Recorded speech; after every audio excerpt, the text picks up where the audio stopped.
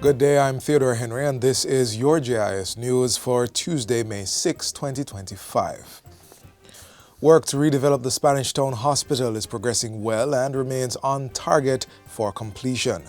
Minister of Health and Wellness, Dr. Christopher Tufton, made the observation during his tour of the multi-billion-dollar project last week. Things are going well. We're comfortable with what is happening. The pace started off a little slow because we had some design issues that needed to be reconciled between the contractors and the design team. Once that was cleared up, the contractors have gone full-fledged, and the local team here have been monitoring, providing the supervisory work and reporting back to me. We put a lot of planning in it, led by the team here, Mr. Clark and his team. And of course, the contractors so far have complied. So from that vantage point, we are satisfied. The $5.5 billion project will transform the current facility into a 600-bed state-of-the-art 6-story hospital spanning more than 17,000 square meters. It will offer expanded services and be equipped with cutting-edge technology. Construction of the Spanish Town Hospital is being done under the Health System Strengthening Program, and Dr. Tufton says the investment is in response to the increasing population of St. Catherine and neighboring communities outside the parish. Meanwhile, the 5-story expansion of the Bustamante Hospital for Children is scheduled to open by the end of the second quarter in the financial year. Among the benefits are an overnight suite for parents, clinical services, and a cardiac ward. During a tour on Thursday, Portfolio Minister Dr. Christopher Tufton said the overnight suite would not only improve the current capacity, but also reduce travel time and cost, especially for families living outside of Kingston. Dr. Tufton asserted that the facility would improve the engagement of parents in the management of their children's condition. It's long overdue. It was a joint arrangement between NHF and the Housing Trust. The NHF played their part, I am told, and it was now over to the National Housing Trust. I understand that they changed contractors, but the new contractors are on site working and they have a scheduled September deadline. The new facility will increase the bed capacity by 100, with the upper floors offering clinical services. The cardiac ward will accommodate patients pre- and post-operatively for cardiac catheterization and surgery. The new building on the hospital compound is a joint project under the management of the National Health Fund and National Housing Trust. In other news, the St. James Infirmary now boasts a modern state-of-the-art kitchen which was built at a cost of $23 million. The new kitchen, for which ground was broken in 2022, comes equipped with commercial-grade appliances and equipment, including a modern exhaust ventilation system. It was officially handed over on Friday by the Ministry of Local Government and Community Development. Minister Desmond McKenzie says it's expected to enhance efficiency and improve the quality of life for residents at the infirmary.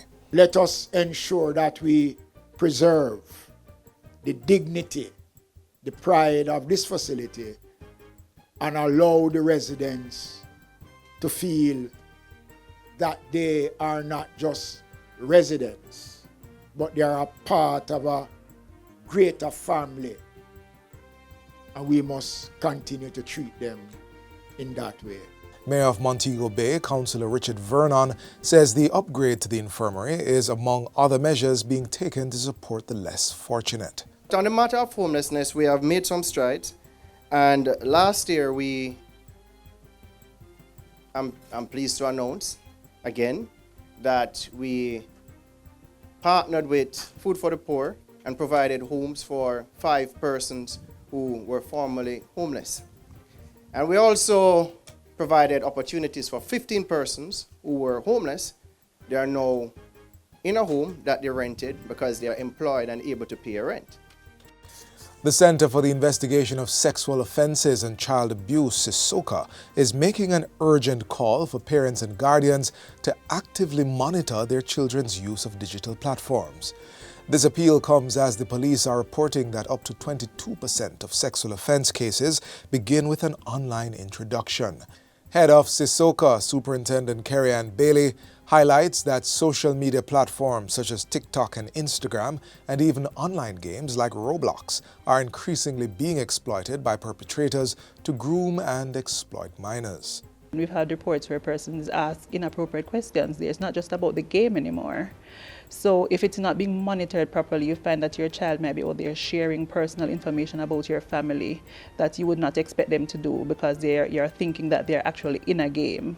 The superintendent is advising parents to pay attention to the behavior of their children, pointing out that when many of them begin to have adult conversations online, they tend to become secretive. So if you are not able to see or check the browser history to know, what sites they have been on, what they have been doing, we may find that we've lost them to persons outside of family, outside of control. And that's where, the perpetrators will weasel their way in. Supervision is key. But we find that where supervision is concerned, most of the parental controls are used for toddlers and not necessarily for teenagers, where the bulk of the reports are coming from. Superintendent Bailey was speaking on the Jamaica Constabulary Force's Force for Good podcast recently. And finally, the Jamaica Information Service JIS was among many individuals and organizations that took part in Read Across Jamaica Day activities today.